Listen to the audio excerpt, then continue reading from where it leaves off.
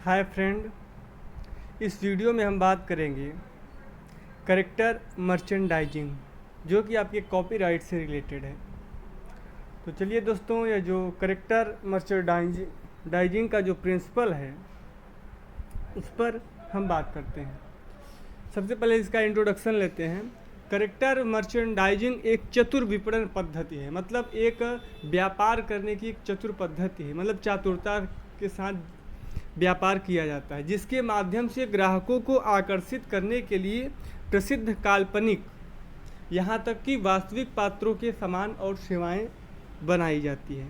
यह कह रहा है कि जैसे कोई फेमस करेक्टर है, उसकी कल्पना करके या यहाँ तक कि वास्तविक पात्रों के सामान और सेवाएं बनाई जाती हैं। एग्जाम्पल दैट, जैसे कि आपने आयरन मैन देखा होगा, तो आपने किसी टॉफ़ी के या किसी अन्य सामान के स्टिकर के रूप में आयरन मैन का फ़ोटो देखा होगा। तो वो क्या करते हैं, इस माध्यम से अपने सामान को ज़्यादा से ज़्यादा बेचने का प्रयास करते हैं। मतलब उसके करेक्टर को दिखा करके वो अपने व्यापार को बढ़ाते हैं, अपने सामान को बेचना चाहते हैं। यही होती है करेक्टर मर्चेंडाइजिंग। दूसरे शब्दों में एक प्रसिद्ध व्यक्तित्व के साथ उनकी अच्छी तरह से मान्यता प्राप्त राष्ट्रीय अंतर्राष्ट्रीय अपील का एक लाभदायक हेरफेर है। मतलब वह एक प्रसिद्ध व्यक्ति के साथ जुड़कर ऐसा वह व्यापार करते हैं। समय के साथ चरित्र व्यापार की संभावनाएं इस विविध रूपों में बढ़ गई हैं कि मनोरंजन उद्योग द्वारा वाणिज्यिक दुरुपयोग के सहायक स्रोत के रूप में माना जाने वाला राजस्व के मामले में संकेत बन गया है। मतलब किसी मनोरंजन दुनिया का कोई अच्छा करेक्टर का अच्छा जो करेक्टर है, उसका चेहरा दिखा करके अपने व्यापार को बढ़ावा देना। अब बात करते हैं मर्चेंडाइजिंग। इसका अर्थ क्या होगा? इसका यह अर्थ होता है कि विज्ञापन या प्रदर्शन के द्वारा माल बेचने या बेचने का प्रयत्न करने की क्रिया को क्या कहते हैं? मर्चेंडाइजिंग।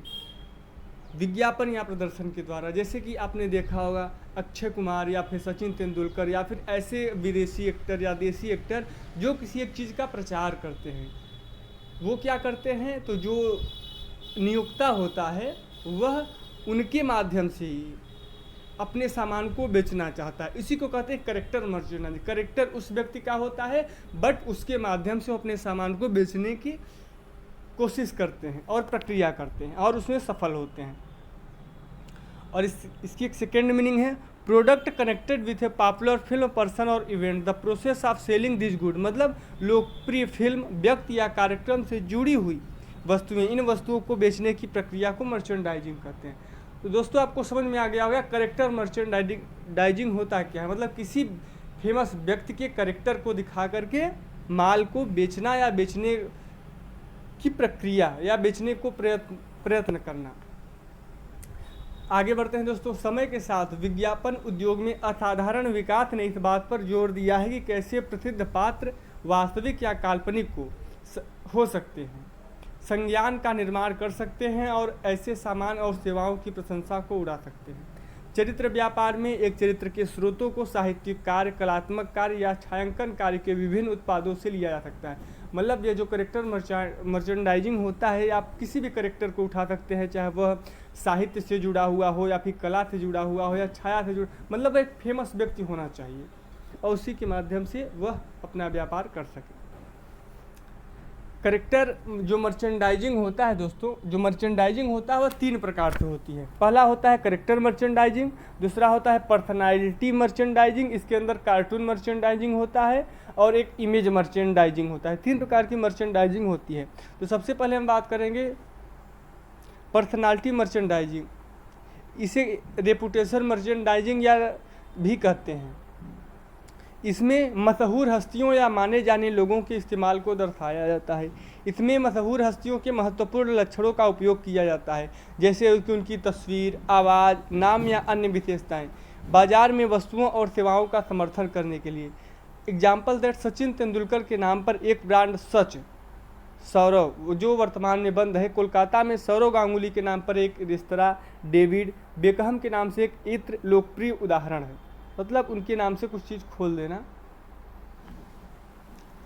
एग्जाम्पल दैट, जैसे आपने देखा होगा कि वीरेंद्र सहवाग जब खेलते थे होंडा का बल्ला लेके खेलते थे, मतलब वो होंडा कंपनी का प्रचार करते थे। उनके माध्यम से वह एक विपणन करने की एक प्रक्रिया थी। अब बात करते हैं काल्पनिक या कार्टून चरित्र बिक्री। यह जो पर्सनालिटी मर्चेंडाइजिंग के अंतर्गत आता है। कार्टून चरित्र अब तक बनाए गए सबसे लोकप्रिय व्यापारिक पात्र हैं। इस प्रकार काल्पनिक चरित्र की बिक्री व्यावसायिक लाभ के लिए, व्यापारिक लाभ के लिए काल्पनिक या कार्टून पात्रों का उपयोग है। उत्पाद कर आपने छोटा भीम छवियों का उपयोग बच्चों को आकर्षक बनाकर उन्हें तेज़ी से बेचने के लिए देखा। जैसे टीवी में छोटा भीम आता है, तो जो किसी चीज़ का जब कोई व्यक्ति प्रोडक्शन करता है तो उसमें छोटा भीम का फोटो लगा देता है, तो क्या होता है, जो छोटे बच्चे होते हैं वह उस उत्पाद की ओर आकर्षित नहीं होते, वह जो छोटा भीम के इमेज की ओर आकर्षित होते हैं। कैडबरी उत्पादों, स्पाइडरमैन परिधान आदि पर मिनी माउस का उपयोग भारतीय संदर्भ में अन्य उदाहरण है।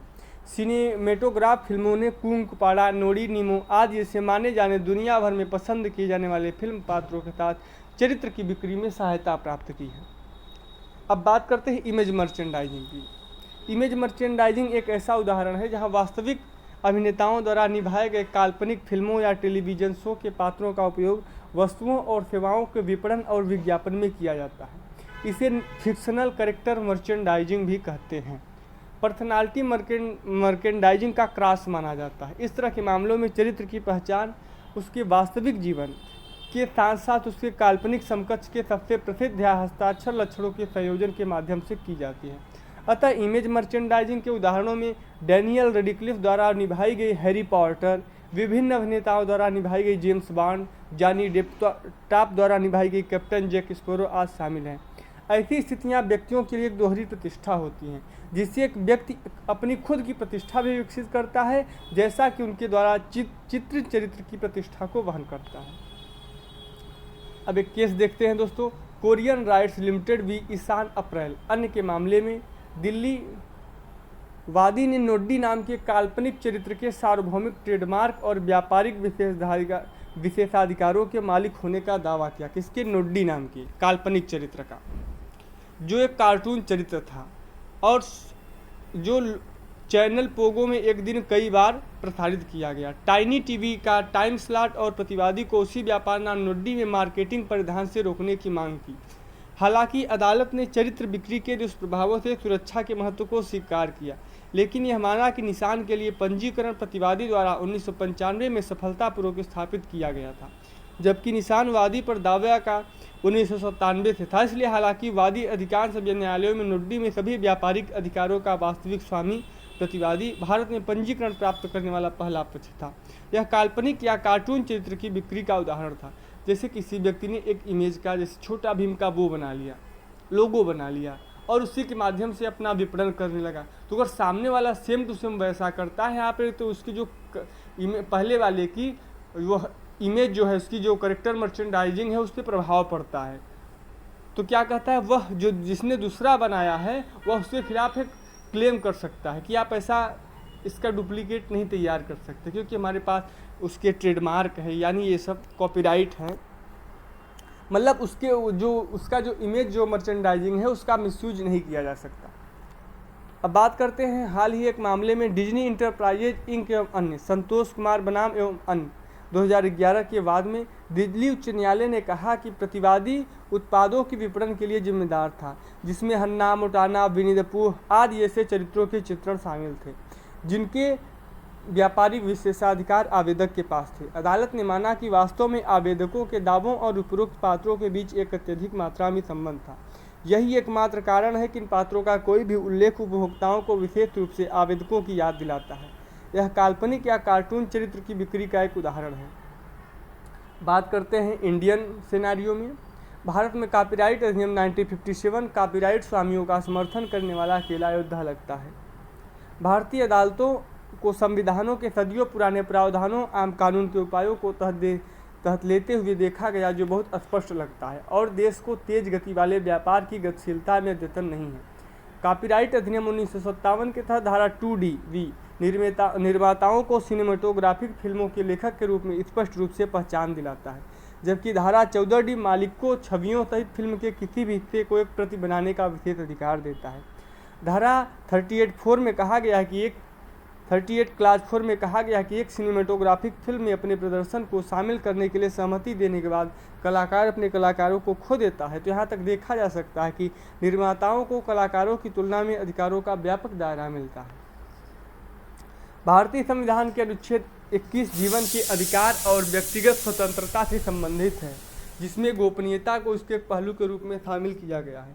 ट्रेडमार्क अधिनियम 99 के तहत एक पंजीकृत ट्रेडमार्क स्वामी द्वारा किसी अन्य व्यक्ति को विज्ञापन की बिक्री की पेशकश के लिए अपने सामान और सेवाओं पर अनुमति के बिना एक भ्रामक सामान चिन्ह का उपयोग करने से प्रतिबंधित कर सकता है, अन्यथा यह दंड को आकर्षित कर सकता है।